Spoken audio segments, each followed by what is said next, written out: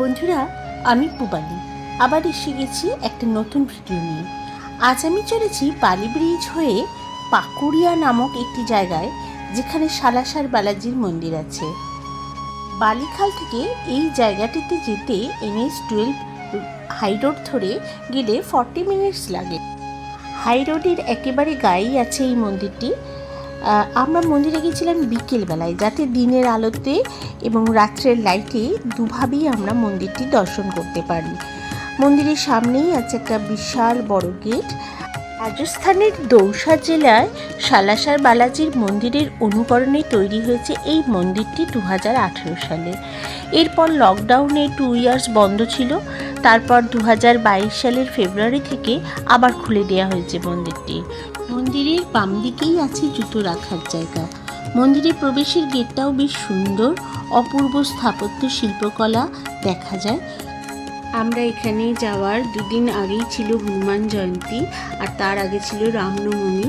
এখানে হয়তো কোনো প্রোগ্রাম হয়েছিল, আর যার জন্য প্যান্ডেল করা হয়েছিল এবং সেগুলো এখন খোলা হচ্ছে। যার জন্য একদম সামনাসামনি মাঝামাঝি যে রাস্তাটা থাকে সেটা এখন বন্ধ আছে। সাইড দিয়েই আমরা গেলাম। মন্দিরের গর্ভগৃহে যাওয়ার বাঁদিকেই আছে ভগবানকে প্রসাদ চড়ানোর জন্য প্রসাদ বিক্রি হয়, আর ডান দিকে আছে অফিস রুম। মন্দিরের প্রবেশের মুখেই আমাদের জানিয়ে দেওয়া হয়েছে যে মন্দিরের সিঁড়ি পর্যন্ত আমরা ফটোশ্যুট করতে পারি, কিন্তু মন্দিরের গর্ভগৃহে আমরা কোনো রকম ফটোশ্যুট করতে পারবো না।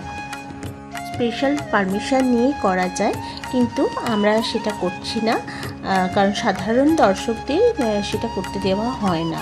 রাজস্থানের দৌসা জেলায় বিখ্যাত হনুমান মন্দির, যা বালাজি মন্দির নামেই প্রচলিত। লক্ষ লক্ষ মানুষের আগমন এই মন্দিরে। এখানে ভগবান হনুমানজির মুখে কালো গোঁফও দাঁড়িয়ে আছে। দৌসার সেই ভারত বিখ্যাত মন্দিরের আদলে এই মন্দির তৈরি। এই মন্দিরে ওঠার মুখেই আছে অনেকগুলো সিঁড়ি, তাই বয়স্কদের জন্য লিফটের ব্যবস্থাও করা আছে। এই মন্দিরের মধ্যে হনুমানজির সঙ্গে রাম, লক্ষ্মণ, সীতা, রাধাকৃষ্ণ আর গণেশের পুজোর ব্যবস্থাও আছে। মন্দিরের দেওয়ালে বর্ণনা করা হয়েছে রামায়ণের নানা কাহিনী। সন্ধ্যার পর এই মন্দির সেজে ওঠে আলোকসজ্জায়। এটির মধ্যে সমস্ত আলো জ্বলে ওঠার পর অপূর্ব লাগছিল। পুরো মন্দিরটিতে অপূর্ব স্থাপত্য শিল্পকলা দেখা যায়। এরপর আমরা ভগবানকে দর্শনের জন্য গর্ভগৃহে প্রবেশ করলাম। সন্ধ্যে 6টার সময় আরতি শুরু হলো।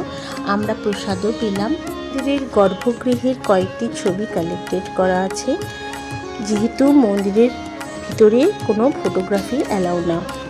দৌসার মন্দিরের মতো এখানেই হনুমানজির কাছে মানত করার জন্য নারকেল দেওয়া হয়। এই মন্দিরের বিশেষত্ব, এখানে বিপদ আপদ ভূতের ভয় দূর করার জন্য বিশেষ পূজার ব্যবস্থাও আছে। করার জন্য নারকেলকে যেখানে বেঁধে রাখা হয় তার পাশেই আছে ধূনি মণ্ডপ, যার মধ্যে আগুন সারা বছর জ্বলতে থাকে। আর মন্দিরের বাইরে গেটের পাশে বিনামূল্যে খিচুড়ি প্রসাদ দেওয়ার ব্যবস্থাও আছে। আর এই খিচুড়ির টেস্ট ছিল এক কথায় অপূর্ব। বন্ধুরা, এখানে কিভাবে আসতে হয় তার ডেসক্রিপশন বক্সে আমি জানিয়ে দেব। আর আমার এই ভিডিওটি যদি আপনাদের ভালো লেগে থাকে তাহলে পেজটিকে অবশ্যই সাবস্ক্রাইব করবেন ও লাইক শেয়ার করবেন। আপনারা ভালো থাকবেন আর সুস্থ থাকবেন, এইটুকুই কামনা করি। এখন আসি, বাই বাই।